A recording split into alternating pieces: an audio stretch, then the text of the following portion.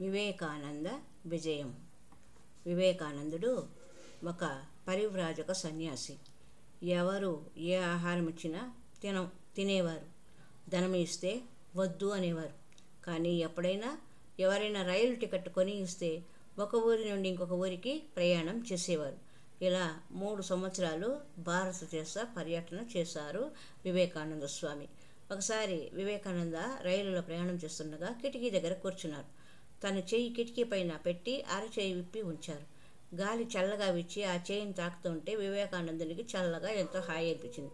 అప్పుడు అతను ఆ చెయ్యి మెల్లిగా మూసి పిడికిలు బిగించారు. అప్పుడు ఆ చల్లదనం లేదు, గాలి లేదు. కొంచెం సేపటికి చెమటలు పూసాయి. అప్పుడు వారికి ఒక ఆలోచన వచ్చింది. ఏమిటంటే, కర్మను ఎవరూ బంధించలేరు. నాకు ఇది కావాలి, నేను ఇలా చేస్తే ఈ ఫలితమే రావాలి అంటే లాభం లేదు అనేవారు. అందుచేత వివేకానందుల వారు ప్రశాంతంగా ఉండేవారు. ఆహారం దొరికినా దొరక్కపోయినా నిశ్చింతంగా ఉండేవారు.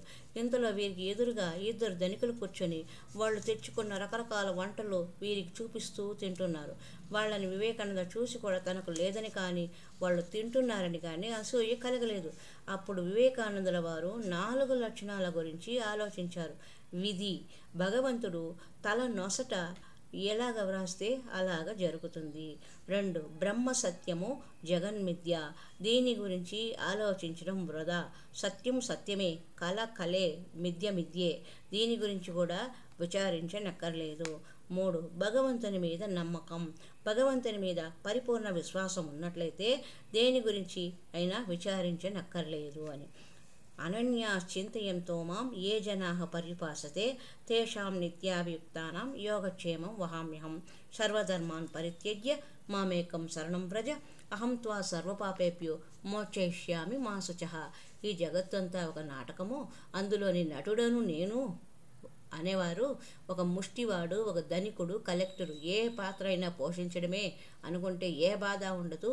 నటించేవారు దుఃఖ పాత్ర అయినా అలాగే నటించడానికి వెనుకాడరు. వివేకానందకు విధి, మిథ్య, భగవంతుని మీద నమ్మకం, నేను నటుడను అనే 4 ఆలోచనలు రావడం వల్ల ఆనందంగా ఉన్నారు. లక్ష్య సాధనకై నిశ్చింతంగా ఉన్నారు. ఇంకొక రామభక్తునికి అంటే మిఠాయి వర్తకుడికి ఒక కల వచ్చింది. తాను భోజనం చేసి చక్కగా విశ్రాంతి తీసుకుంటున్నాడు. అప్పుడు ఆ భక్తునికి శ్రీరామచంద్రమూర్తి కలలో కనిపించి, నా భక్తుడు రైల్వే స్టేషన్ ప్లాట్ఫామ్లో ఆకలితో ఉన్నాడు అని చెప్పారు. అది కల అని లక్ష్య పెట్టకుండా పడుకున్నాడు వర్తకుడు. మరలా శ్రీరామచంద్రమూర్తి కనిపించి, క్యారేజీ తీసుకుని వెళ్ళు అని చెప్తే ఆ భక్తుడు ఆకలితో ఉన్న ఆ భక్తుని నేను ఎలాగ గుర్తుపట్టగలను అని అంటే శ్రీరామచంద్రమూర్తి వివేకానందుని రూపు చూపించి వెళ్ళమన్నారు.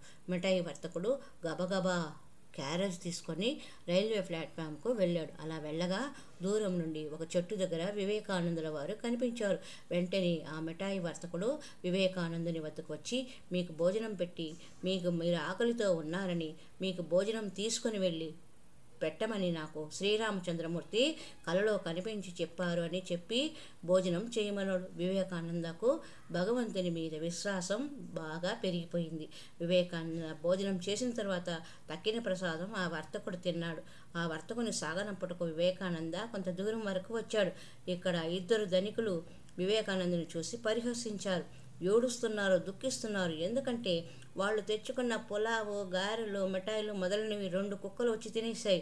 వాళ్ళు ఆకలితో ఉన్నారు. అంటే భగవంతుని మీద పూర్తి విశ్వాసం ఉంటే ఎవరైనా ఏ వస్తువు దొరికినా దొరకకపోయినా ఒక్కలాగే ఉంటారు.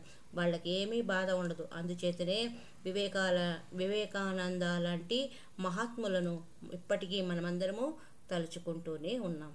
హరి ఓం తత్సత్.